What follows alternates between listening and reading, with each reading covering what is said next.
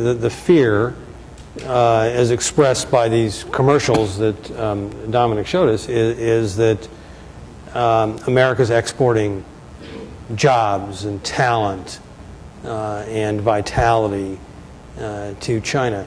You choose to manufacture all over the world. You sell all over the world.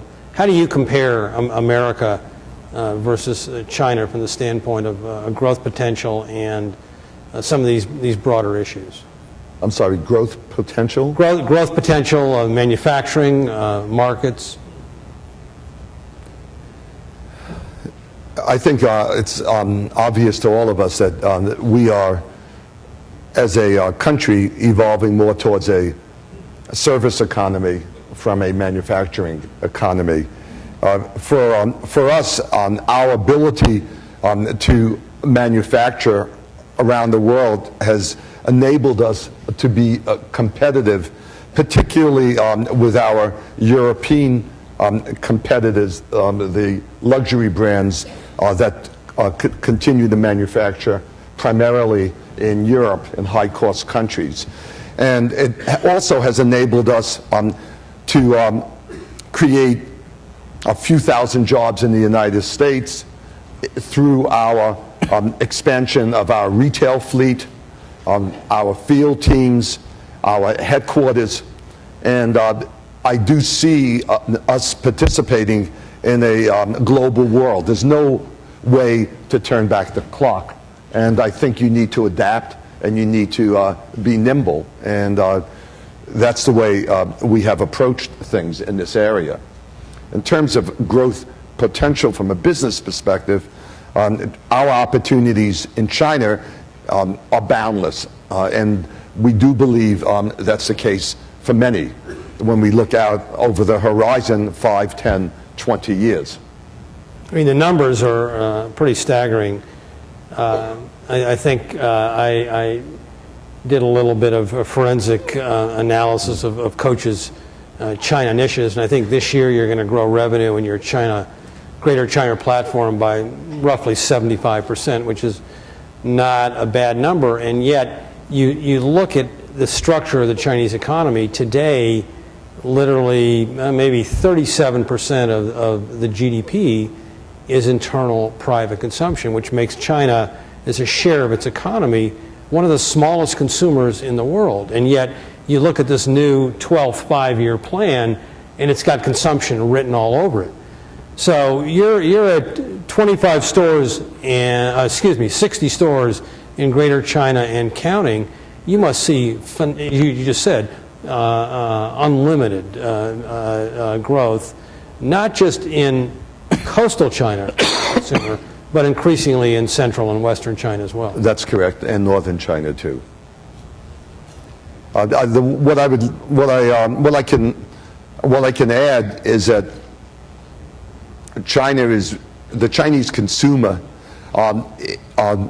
is actually behaving like many other consumers in other countries now that she's developing more discretionary income. She loves shopping, and we love the notion that she loves shopping, and it's a family pastime.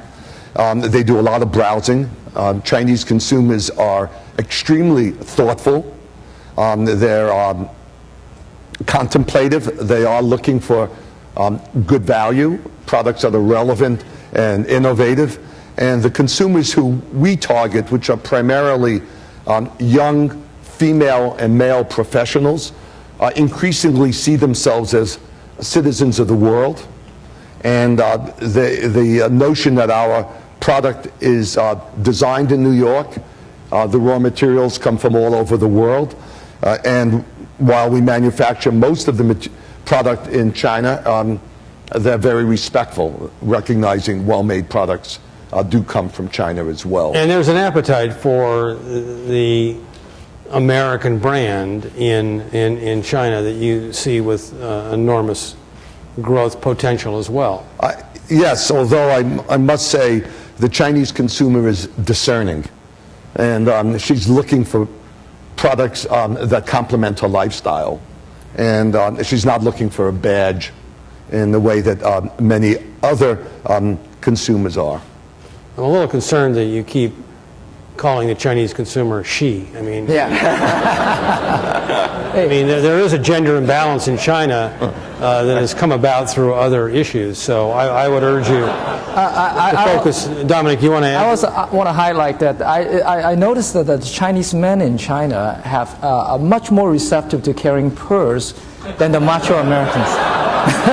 And so the growth potential is substantially higher for Coach because you can go both ways. Oh, wait, Dominic, you're getting into something. Wait. And Dominic, this is a family. Dominic, you can join our marketing team. You're absolutely correct. And we are developing a dual gender business in China, and we're looking for men to represent 30 to 40% of our sales. I am still trying to acquire that taste. You know, I'm working on it. Dominic, let me change gears a little bit here. We're getting a few winks from the powers that be down here. East-West Bank is really an extraordinary concept as a facilitator of cross-border commerce between the East and the West, between Asia and America, between the United States and China. How do you make that work? What is your model of really facilitating this whole notion of forging new markets and linking up? Well, I think that a lot of banks in U.S. I think, first of all, not as interested in getting beyond the domestic market. Simply, there are plenty of business to be had just in the United States. For those who actually have cross-border and do business in other countries, and oftentimes, I mean, they may not necessarily have what I call their core focus, specializing in sort of being the financial bridge between the East and the West. And for us, I think one of the things that we do is that our core business is to helping U.S. business to do business in Asia, particularly the Greater China region, and vice versa. And in that respect, I think our view is that when companies from China coming to U.S., many of them do need help to navigate in a foreign land. I'll give you a good example. Is that one of our clients, BYD, you know, which Warren Buffett invested. When they were looking at setting up a headquarters in the United States, you know, they hire all the typical consulting firms to help them to go through the analysis. Pretty quickly, California will come out last in terms of, you know, most unfriendly state towards business, high tax, etc., and then high property values, etc. So come out last. But then, you know, bank like us, you know, we'll be talking to a client like a BYD and say, well, you can look at the cost factor. However, you should also look at the revenue potential in California. BYD being one of the companies that are focusing on the green tech area. You know, they're very big in electric cars, solar energy, etc. And California being a state that extremely focus on also the green tech business. So quickly we can put the government of, City of Los Angeles, State of California, working with the BYD, and then we start coming up with ideas that, wow, you know, the city potentially can buy a substantial number of electric buses, you know, from a BYD.